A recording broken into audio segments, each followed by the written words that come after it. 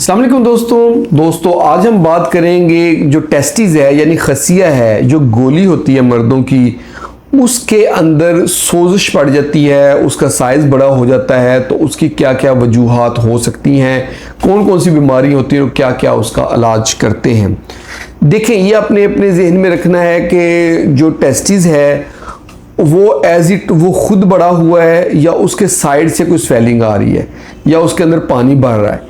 एक ऑप्शन होती है कि टेस्टिस खुद बड़ा हो गया, उसका साइज़ बड़ा हो गया है, अंधेरा करके उसके ऊपर टॉर्च रखेंगे तो उसमें से रोशनी नहीं गुजरेगी, तो इसका मतलब है कि ये टेस्टिस जो है ना, इसकी इन्फेक्शन है या ट्यूमर है। ये टेस्टिस का साइज़ बड़ा हो गया है, उसमें यह इन्फेक्शन है या ट्यूमर है। और एक ऑप्शन होती है कि उसके अंदर ऊपर जब लाइट रखते हैं तो लाइट उसमें से गुजर रही होती है, ऐसे लगता है कि जैसे कोई रोशन चीज़ है अंदर, तो उसका मतलब है कि ये हाइड्रोसील है, यानी कि पानी इकट्ठा हुआ टेस्टिस के इर्द गिर्द। और इसके अलावा एक हर्निया होता है। हर्निया ऐसी चीज़ है जो रिड्यूस हो जाती है, ख़त्म हो जाती है, यानी कि बंदा जब लेटता है तो बिल्कुल ख़त्म हो जाता है, जब खड़ा होता है या जंप करता है, वर्जिश करता है, ज़ोर लगाता है, खांसी करता है, तो उससे वो टेस्टिस के गिर्द बढ़ जाती है। उसमें भी लाइट नहीं गुजरती, लेकिन वो कम ज़्यादा होती रहती है। ये जो है इसकी निशानी होती है कि ये हर्निया है। तो इसमें ट्रीटमेंट भी अकॉर्डिंग टू इसकी डिजीज़ होता है। अगर तो टेस्टिस है, उसकी जो इन्फेक्शन हुई है और उसमें पेशेंट को बुखार होगा, उसको जब ऊपर को हम उठाएंगे तो दर्द कम हो जाएगा, वैसे उसमें दर्द होता रहेगा। और जो अगर ट्यूमर है तो ट्यूमर में दर्द नहीं होता। ट्यूमर में हम टेस्टिस को निकाल देते हैं, इन्फेक्शन में हम एंटीबायोटिक्स देते हैं, यूजुअली डॉक्सीसाइक्लिन देते हैं, लीवोफ्लोक्सासिन देते हैं, ऑगमेंटन जो है कॉमोक्सिक्लेव ये वाले देते हैं। ये हमने 21 दिन तक, 15 से 21 दिन तक देना होता है। इसके साथ साथ हमने एंटी इन्फ्लेमेटरी देनी होती है, यानी कि इन्फ्लेमेशन कम करने के लिए मेडिसिन देनी होती है, जिसमें डेंजेंडीएस वगैरह शामिल है। और साथ साथ हम पेन के लिए देते हैं, पेन के लिए हम डाइक्लोफेनेक सोडियम दे सकते हैं, आइबुप्रोफेन दे सकते हैं, पैरासीटामोल दे सकते हैं। ये हम मेडिसिन देते हैं और पेशेंट को कहते हैं कि वो अंडरवेयर पहन के रखे टाइट। अगर पेशेंट टाइट अंडरवेयर पहन के रखता है तो बेहतरी आती है।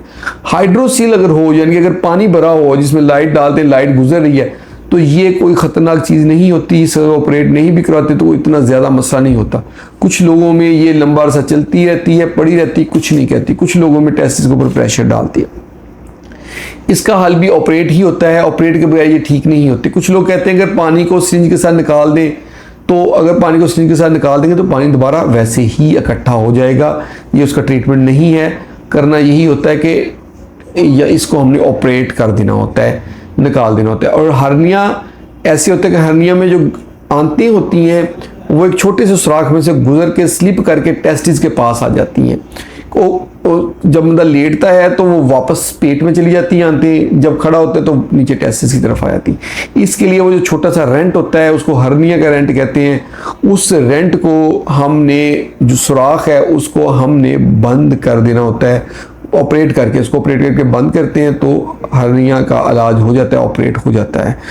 इसके साथ आखिर में रह गया है टेस्टिकुलर टॉर्शन, यानी टेस्टिस ट्विस्ट कर जाता है, घूम जाता है, और उसमें जब टेस्टिस को ऊपर उठाते हैं तो पेन और ज़्यादा बढ़ रही होती है। इसमें बहुत शदीद दर्द होती है।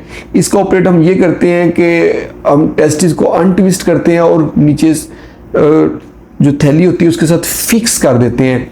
उसको फिक्स कर दें तो उसमें इम्प्रूवमेंट आ जाती है। ये थी आज की हमारी वीडियो की जो टेस्टिस है उसकी स्वेलिंग क्यों होती है, उसका क्या हल करते हैं, क्या इलाज करते हैं।